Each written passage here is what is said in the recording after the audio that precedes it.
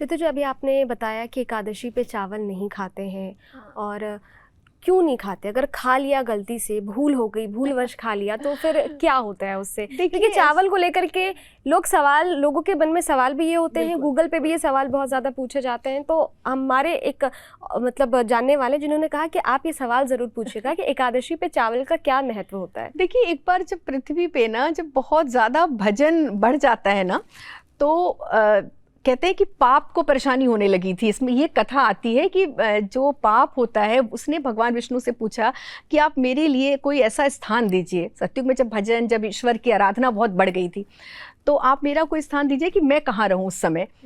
तब भगवान ने उनको बोला कि आप एकादशी के दिन आप चावल में वास करो।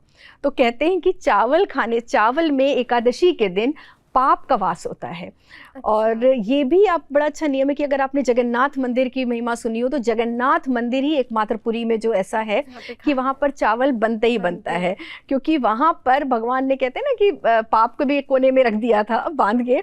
तो इस वजह से कहते हैं कि चावल में उस दिन पाप का वास होता है, इस वजह से चावल को नहीं खाया जाता। हमारा जो पौराणिक जो कथाओं में उल्लेख है वो यही है।